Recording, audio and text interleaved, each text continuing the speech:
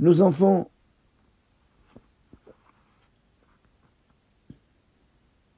nos fils et nos filles, ceux qui sont moins que la bar mitzvah, voilà. Le quart du chinois, c'est seulement les enfants, les jeunes, et même les petits-enfants qui n'ont pas la majorité religieuse, les garçons et les filles qui ne comprennent rien, et ils comprennent rien au service d'Hachem. Les lèvres, on va les prendre avec nous. Ils vont enregistrer quelques concepts, pas entièrement. On n'apprend pas la Torah entièrement. Il y a des choses qu'ils vont voir, il y a des choses qu'ils vont comprendre. Ils vont voir comment les parents se sacrifient pour la Torah. Et ils vont, dans le premier âge, le tout c'est quoi? C'est comme une éponge. On absorbe la hava, l'amour de Dieu, la hirat shamayim, la crainte de Dieu. Comme on a vu que Rabbi Yoshua ben Levi, Rabbi Yoshua ben Hanania, que sa mère, elle a amené son berceau au Beth Midrash. Pourquoi? Comme ça, depuis son jeune âge, il est habitué d'écouter des paroles de Torah. Rappelez-vous qu'un enfant, quand il est dans la ventre de sa mère, il y a des musiques qu'on n'a jamais écoutées. Il y a des expériences qui ont été faites, des musiques qu'on n'a jamais écoutées. Mais on trouve cette musique belle. Et pourquoi? Parce qu'on a entendu dans le ventre de la mère. Un enfant, même dans le ventre de sa mère, il écoute. Et c'est pour ça qu'il faut toujours quelqu'un qui a un bébé, comme ça c'est marqué dans les Sfarim, de Moussa, les livres de morale juive, lui faire écouter que des musiques douces, parce que il ne faut pas lui donner un caractère agressif. Et ça, depuis déjà que la femme est enceinte, même pas depuis la naissance, mais avant.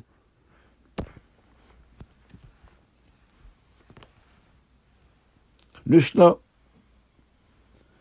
il compare un homme à un arbre. Tant il vient de pousser, on vient de le planter, eh bien, on peut encore le faire pencher à droite ou à gauche. On peut, s'il pousse tordu, on peut le mettre droit. Comme ça, il va pousser comme la volonté de ceux qu'il a planté.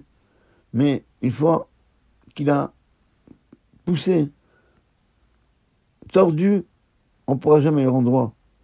Ainsi, l'homme, il est pareil. Adam Haït, ça dit. L'homme, c'est l'arbre des champs. Lorsqu'il est encore petit, quand il est encore tendre, il est encore jeune en âge, on peut toujours former sa personnalité et de faire entrer à l'intérieur de lui le Derech Hashem, le chemin de Dieu droit. Et comme c'est marqué dans Kohelet, Gam ki askin, même quand il va vieillir, si depuis son jeune âge on l'apprend comme ça, eh bien, même quand il va vieillir, l'oyasur maintenant, il ne s'écartera pas de ce chemin de Torah. Mais après qu'il a grandi, alors ça sera très dur de déraciner de lui le mauvais et d'enraciner le bon. Le Rabbi Levi Assouline, il disait toujours dans son livre Bene Levi, Asher banenu kintiaim, c'est ce mismor qu'on avait malheureusement aujourd'hui, il y a beaucoup de communautés qui ne font pas. Les David Baruch Hashem, le mismor qu'on dit Motzai Shabbat avant la Tfila, où on dit comment, c'est quoi la bataille, c'est quoi pourquoi David Amelech il s'est battu, dans quel but? Et là-bas il y a un verset qui dit Asher banenu kintiaim, nos enfants sont comme des plantations, mais Goudanim, quand ils sont élevés depuis leur jeune âge, ils sont comme une plantation, on peut les changer, on peut les driver comme on veut, mais après, c'est terminé. N'oubliez pas d'un autre côté qu'on voit des psukim, des versets qui parlent de l'éducation d'un enfant. Des fois, on compare l'éducation d'un enfant à un binyan, à une construction. Et des fois, on parle, voilà, comme ici, Asher banenu kintiaim, nos enfants, ils sont comme une plantation. C'est une netira, c'est pas un binyan, c'est une plantation. C'est quoi la différence entre les deux? Ben, un binyan, une construction, vous pouvez la faire comme vous voulez. Vous pouvez façonner comme vous voulez. Vous pouvez mettre du marbre, vous pouvez mettre ce que vous voulez. Ça, c'est la construction. Mais la plantation, si quelqu'un est en train de planter un oranger, il ne peut pas lui demander d'être comme un arbre de mandarine. Impossible. C'est un oranger. Pareil, il faut forger l'enfant. Mais les filles d'Arco voient ce qui est important pour lui, voir le caractère d'un enfant. Et par rapport à ça, le façonner. Pas l'obliger à faire des choses qu'il ne peut pas faire. Le leitmotiv dans toute la vie de Rav Yosef, c'était cette phrase-là. Imen Gdaïm, s'il n'y a pas des agneaux, il n'y aura pas de bœuf après. Il savait que le chinour, l'éducation chiloni, qui n'est pas religieuse, que malheureusement, il gouverne dans plusieurs écoles dans le pays. C'est lui qui est responsable de la majorité des juifs en Israël. Et c'est pourquoi il a mis tout son poids et son influence dans les jeunes.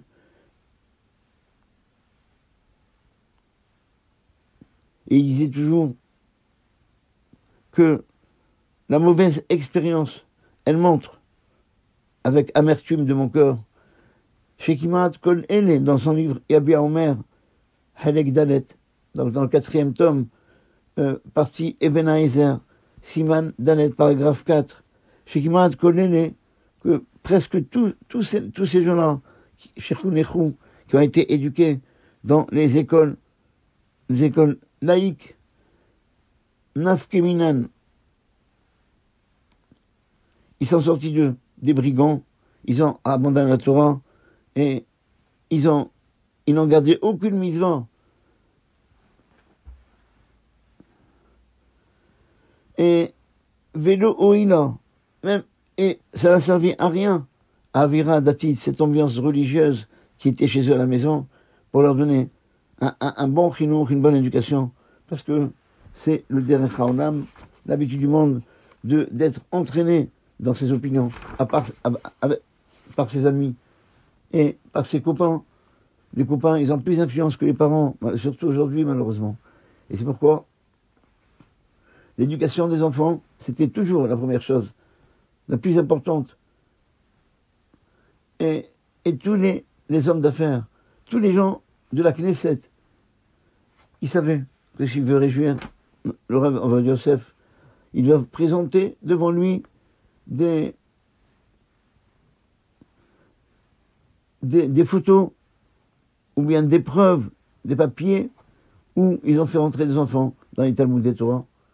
Et lorsqu'il y avait, c'était pas simplement une phrase qu'ils prononçaient, mais pratiquement lorsqu'il y avait des fois une queue de rabbanim et des dayanim, des juges du tribunal rabbinique, qui attendaient dehors parce qu'ils avaient un problème, ils voulaient poser une question, où il y a des gens qui venaient lui demander un conseil, eh bien, il y a quelqu'un qui venait avec un enfant pour que Rav Yosef le convainque, le père, de faire entrer son fils au Talmud Torah.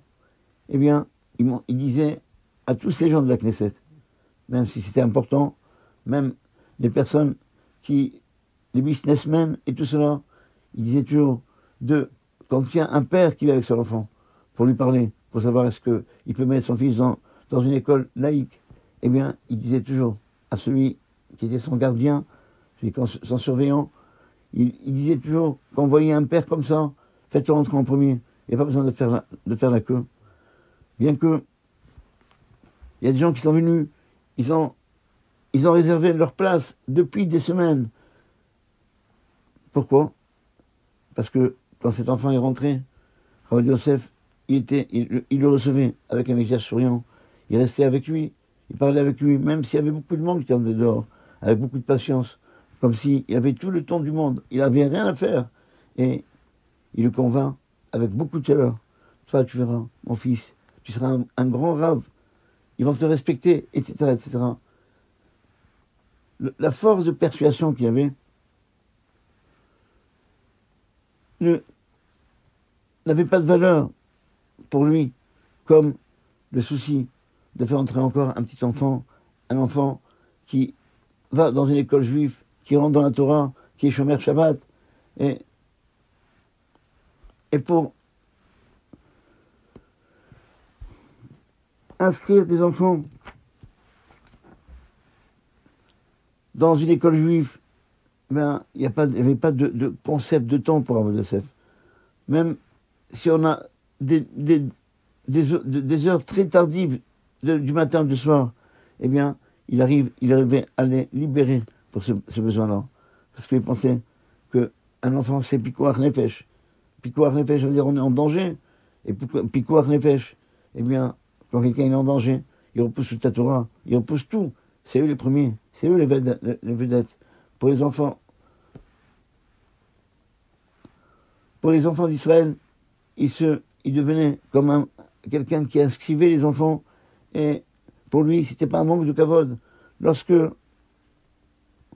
on lui disait qu'il fallait influencer, parler pour influencer et convaincre les gens de mettre les enfants dans une école religieuse, eh bien, il ne pensait pas un instant.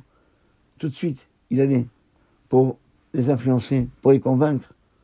Et il disait toujours dans ses paroles avec les gens d'éducation qui inscrivaient les enfants au Talmud Torah.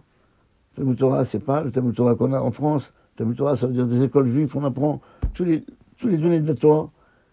Si vous savez qu'il y a des enfants qui ne sont pas inscrits dans nos écoles et qu'il faut les convaincre, moi-même je le ferai. Appelez-moi, je le ferai. Voilà, on va raconter une petite histoire. Combien Rav Yosef était capable de laisser passer tout son kavod pour le chinois des enfants. Une fois,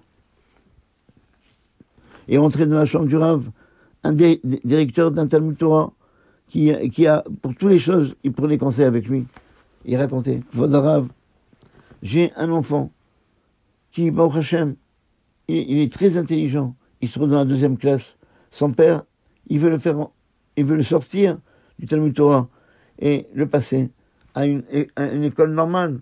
On a parlé avec le père, on a essayé par tous les moyens de le convaincre, mais lui, il refuse d'écouter.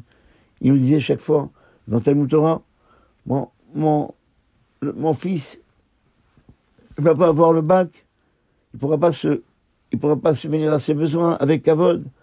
Alors, si on le met dans une école laïque comme ça, on va lui promettre un avenir brillant. Eh bien, le Rav Yosef écoutait les paroles du directeur. Il est en train de le brûler dans son cœur. Il disait comme ça, Ribono Shel Olam, maître du monde. Il parlait en ayant des larmes qui coulaient de ses yeux. Qu'est-ce qu'il va devenir cet enfant? Comment on va l'éduquer à la Torah et à la Kedusha, à la sainteté? S'il n'apprend pas à la Torah, il a pensé quelques secondes. Et soudainement, il se lève de sa place. Il dit au directeur, Alain, on avance, on va. Le directeur, il ne comprend pas. Où on va? Il demande. Eh bien, on va aller voir le père de cet enfant. Il était déjà très tard le soir. De le convaincre qu'il laisse son fils au Talmud Torah. Comme ça, naturellement, a dit le Rav. Et il s'est empressé de mettre ses habits, de mettre sa tenue de Rav, qui apportait pas toujours. Il apportait que dans les réunions officielles. C'est possible, dit le Rav. Je ne pensais pas du tout que le Rav lui-même, il va se fatiguer. Je suis venu lui demander un conseil, une bracha, et pas plus. J'avais jamais l'intention, Rav, excuse-moi, de le fatiguer. Mais il ne voulait pas écouter. Il me dit, toute la fatigue, mets-toi, toi, bien dans ta tête, toi qui es le directeur d'une école, toute fatigue qui existe dans le monde, ça vaut le coup. Lorsque on met dans notre plateau de la balance le chinour d'une éducation d'un enfant, on a des néchamas entre nos mains. Il a expliqué au directeur, lorsque il était en train d'étudier avant, il a fermé ses livres pour partir avec lui. Le Minaël, le directeur, il a suivi le Rav, il est sorti de la chambre et le Rav a demandé à mon chauffeur de venir. Et la famille ne s'attendait pas à un départ aussi soudain. Papa, lui a dit son fils, le chauffeur, il est sorti, il est parti, il a été faire un petit tour, on lui a permis, il va revenir très tard le soir. Eh bien, à ce moment-là, il se tourne vers le directeur de l'école. Est-ce qu'il y a une voiture? Ah oui, a dit le directeur. J'ai une voiture. Il dit alors d'accord, alors on va prendre ta voiture. Ma voiture? Mais c'est une très vieille voiture. C'est une très vieille voiture. Et le Rav, il n'a pas fait attention. Il a dit, dis-moi, ta voiture, elle marche? Elle fonctionne? Et le directeur répond oui. Alors d'accord, alors c'est comme ça. Ben, on va, Nissan Benedecha, on va partir à la maison de cet enfant-là. Tu te rends compte? Tu me dis ta voiture elle est vieille. Tu te rends compte qu'il y a l'éducation d'un enfant, la vie d'un enfant religieuse qu'on doit s'occuper. Qu'est-ce qui est important? La voiture dans laquelle on voyage, c'est pas le plus important, c'est pas la marque de la voiture.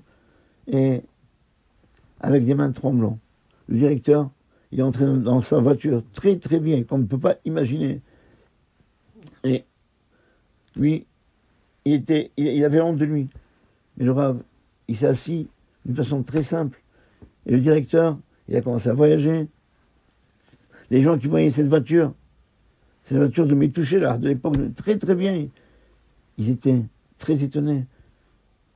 Et ils n'ont pas cru à ce qu'ils voyaient. Comment un Rav comme Rav Yosef, ils voyagent dans une voiture comme ça. Ils frottaient leurs yeux, tellement qu'ils étaient étonnés.